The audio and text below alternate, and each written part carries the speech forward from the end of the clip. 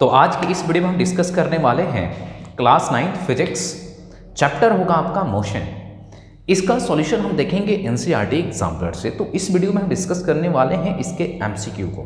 Okay, next video में हम subjective question को डिस्कस करेंगे। फर्स्ट क्वेश्चन है आपका, a particle is moving in a circular path of radius R, the displacement after half a circle would be. तो देखो अच्छे से समझेंगे इसे। ये एक सर्कल, ओके, यानी सर्कुलर पाथ, इसकी रेडियस आर। अब कोई बंदा यहां से चलना स्टार्ट करता है और चलते चलते चलते वो इस पॉइंट पे पहुंचता है, ठीक है, यानी डायमीटर के अलाउंग यहां पे पहुंचा वो। तो अब खुद बताओ, यहां से यहां तक का जो इस पॉइंट से चला, ए से चला बी पे पहुंचा। अब डिस्टेंस की अगर बात करेंगे तो डिस्टेंस तो आगा आपका सेमी सर्कल का पेरीमीटर, और अगर हम डिस्प्लेसमेंट की बात करें तो डिस्प्लेसमेंट शॉर्टेस्ट डिस्टेंस होता है, यानी इनिशियल एंड फाइनल पॉइंट के बीच का डिस्टेंस क्या है। तो इनिशियल पोजीशन ये, फाइनल पोजीशन ये है ना। तो फिर इनके बीच का जो शॉर्टेस्ट डिस्टेंस है ये डायमीटर है। तो फाइनली जो डिस्प्लेसमेंट होगा वो तो आपका 2r हो गया। बट अगर क्वेश्चन में डिस्टेंस पूछ देता तो फिर हम पाई आर लिखते। अब मान लो बंदा चलते हुए इस पूरे सर्कल को कंप्लीट कर लिया, ये सी पे पहुंच गया, ए पॉइंट पे, तो फिर इस केस में डिस्प्लेसमेंट तो 0 हो जाता, बट डिस्टेंस जो होता वो आपका 2 पाई होता। तो इसके कॉन्सेप्ट को समझना है। ओके, तो डिस्प्लेसमेंट होता है इनिशियल और फाइनल पोजीशन को बस देखो और एक स्ट्रेट लाइन ज्वाइन कर दो, वो आपका डिस्प्लेसमेंट होता है। डिस्टेंस होता है जो एक्चुअल लेंथ ऑफ पाथ होता है, और एक्चुअल लेंथ ऑफ पाथ इस केस में जो क्वेश्चन में गिवन है वहां पे ये सेमी सर्कल का पेरीमीटर होगा जो पाई आर, और डिस्प्लेसमेंट की बात करेंगे तो ये आपका डायमीटर होगा, क्योंकि हाफ ही सर्कल कंप्लीट करा उसने। ओके, तो इसमें हो जाएगा आपका कौन सा, बी। सेकेंड है, a body is thrown vertically upward with velocity u, the greatest height h to which it will rise is. देखो, एक बॉल को वर्टिकली थ्रो किया गया है और वो h हाइट पे पहुंचा, क्लियर। u वेलोसिटी से गया, initial velocity u, final velocity उसकी 0, क्योंकि कोई भी बॉडी अगर मैक्सिमम हाइट पे पहुंचे तो उसकी फाइनल वेलोसिटी 0 हो जाती है। ओके, तो इस पॉइंट पे, सॉरी, ये टोटल हाइट हमें बताना है। तो क्या करोगे, कैसे निकालोगे? तो हमारे पास एक फॉर्मूला है, v² = u² प्लस 2as। अब ये क्यों लगाया, सवाल ये है, हमें चाहिए h यानी s, हमारे पास v पता है, u पता है, साथ में जब बॉडी को आपने ऊपर फेंका तो इस पे ये एक्सेलरेशन जो होगा वो डाउनवर्ड होगा, acceleration due to gravity. Then इस केस में आप निकाल सकते हो, ये तो 0 हो गया, ये u प्लस 2, बॉडी ऊपर जा रही है तो g नीचे हमेशा काम करता है। ओके, तो यहाँ पे नेगेटिव हो जाएगा, क्योंकि मोशन के अपोजिट में है ना जी, तो नेगेटिव। और यहाँ h मैं ले लेता हूँ डिस्प्लेसमेंट को। अब आप कर सकते हो, इस पूरे टर्म को मैं इधर लेता हूँ, तो 2gh u², तो h = u²/2g। अब देख लेंगे ऑप्शन में कौन सा है, तो ये आपका बी ऑप्शन में देख लें आप, u²/2g। कोई भी डाउट आता है कमेंट में जरूर पूछें। बढ़ते हैं अगले क्वेश्चन पे। क्वेश्चन नंबर 3 है, the numerical ratio of displacement to distance for a moving object. तो देखो यहां पे रेशियो पूछा गया है, डिस्प्लेसमेंट, क्या पूछा गया, डिस्प्लेसमेंट टू डिस्टेंस। ओके, तो डिस्प्लेसमेंट और डिस्टेंस का रेशियो पूछा गया है, समझोगे। अभी थोड़ी देर पहले हमने लिया था एक सर्कुलर पाथ, ठीक है, सेमी सर्कल में ही बात कर लेते हैं हम लोग। तो A से B, तो यहां से यहां तक का 2r हुआ, डिस्टेंस तो हो गया पाई आर, और ये हुआ गया आपका 2r। तो इस केस में अगर हम बात करेंगे तो डिस्प्लेसमेंट 2r और ये हुआ पाई आर, r से r कैंसिल।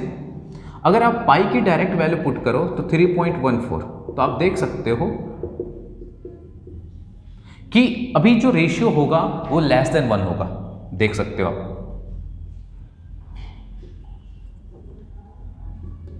देख लो, लेस देन 1 होगा। पाथ अगर स्ट्रेट हो ए से बी, अब तो ए से बी जो डिस्टेंस होगा वही डिस्प्लेसमेंट भी होगा, तो इस केस में जो रेशियो आपको मिलेगा वो 1 मिलेगा। ओके, क्योंकि इस केस में जब पाथ स्ट्रेट लाइन है तो ये डिस्टेंस और डिस्प्लेसमेंट दोनों इक्वल होंगे।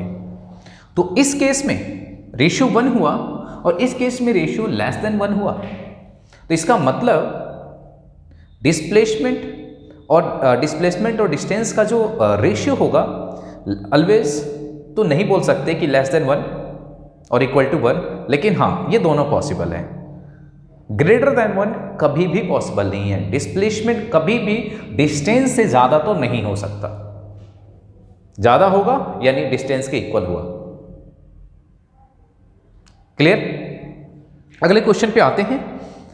If the displacement of an object is proportional to a square of time then object moves with.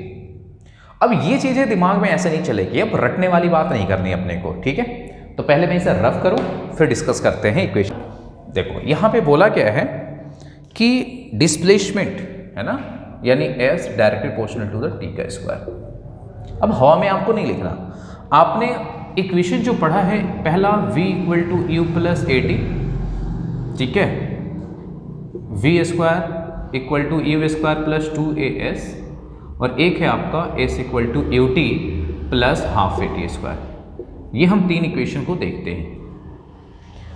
ये जो तीनों इक्वेशन बने हुए हैं, इन तीनों में एक बात आपको याद रखनी है कि एक्सेलरेशन जो है वो कांस्टेंट है, वो चेंज नहीं होने का है। और ये इक्वेशन जब भी वैलिड है जब a जो है वो कांस्टेंट हो।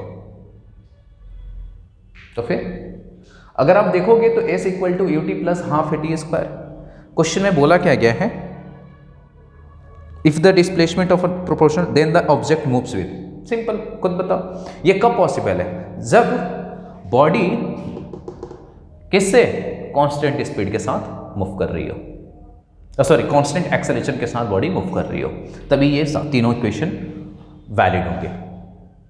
आगे बात समझ में? तो इसमें कौन सा ऑप्शन होगा? यूनिफॉर्म एक्सेलरेशन, ठीक है।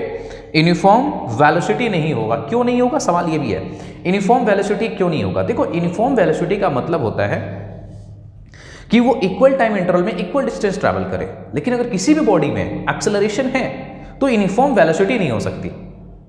ये ध्यान रखेंगे, अगर किसी भी बॉडी में एक्सेलरेशन है तो वो यूनिफॉर्म वेलोसिटी के साथ मूव नहीं कर सकती बॉडी। क्यों?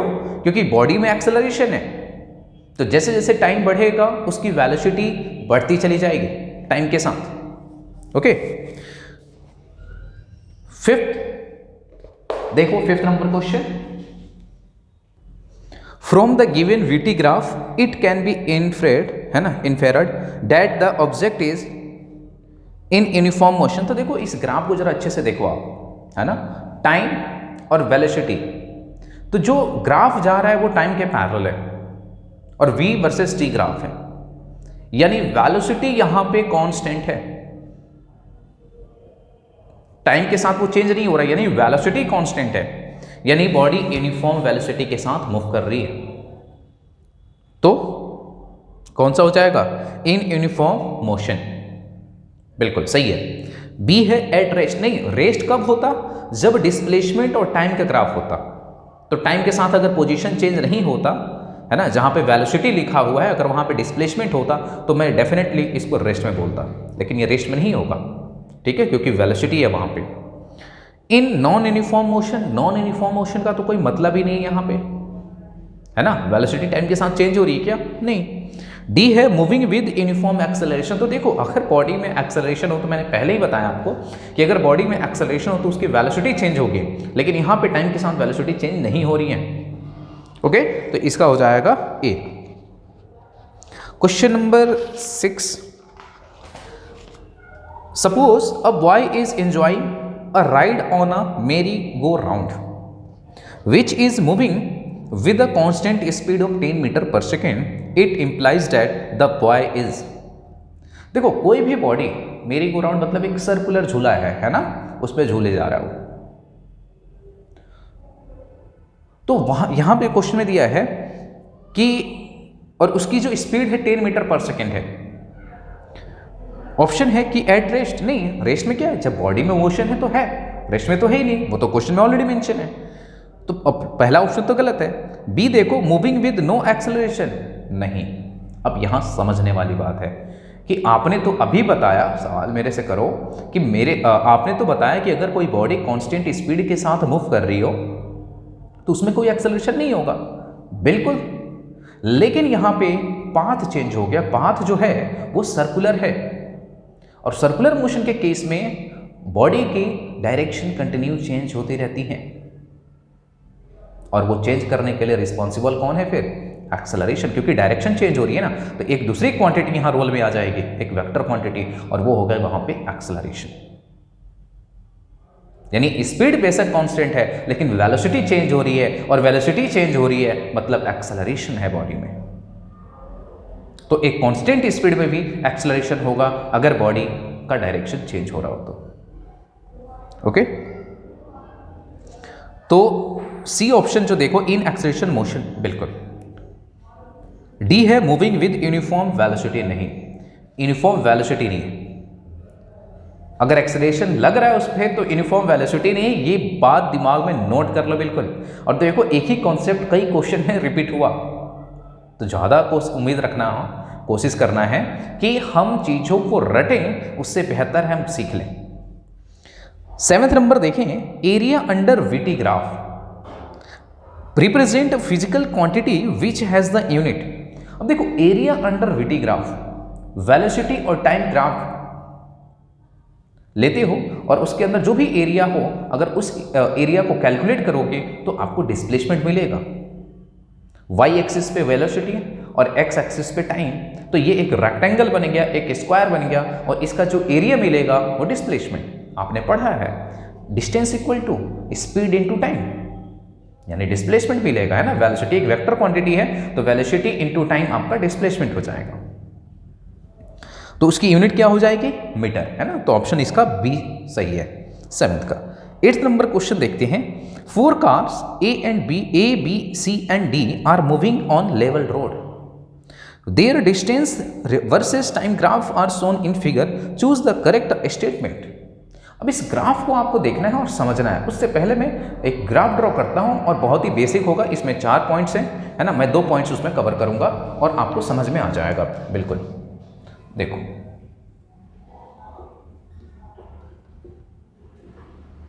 वीटी ग्राफ है, नहीं, डिस्टेंस, ओके। आप खुद सोचो, अगर मैं बोलूं ये ए और ये बी है तो स्पीड किसकी ज्यादा है, ये कैसे तय करोगे। तो देखो आप,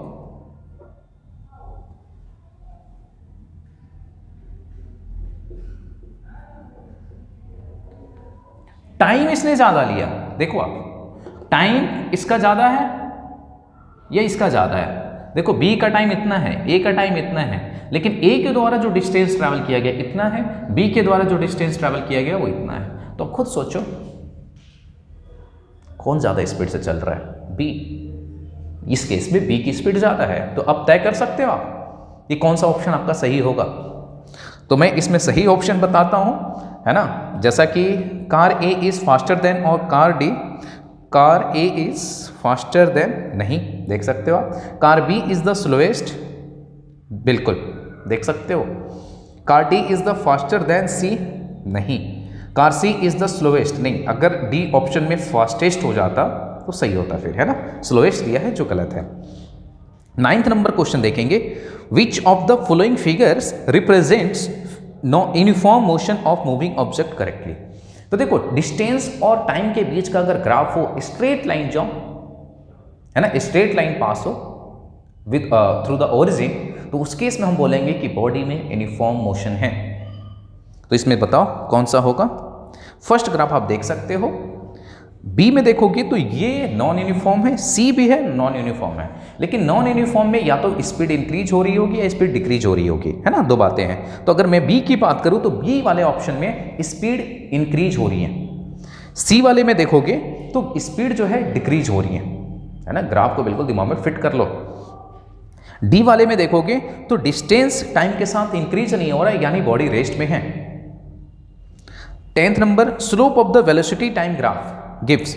देखो slope of velocity time graph, अगर यहां पे मैं वेलोसिटी को कंसिडर कर लूं, है ना, ये टाइम है ही, ठीक है, तो फिर ये स्लोप इसका क्या देगा, देखना अच्छे से।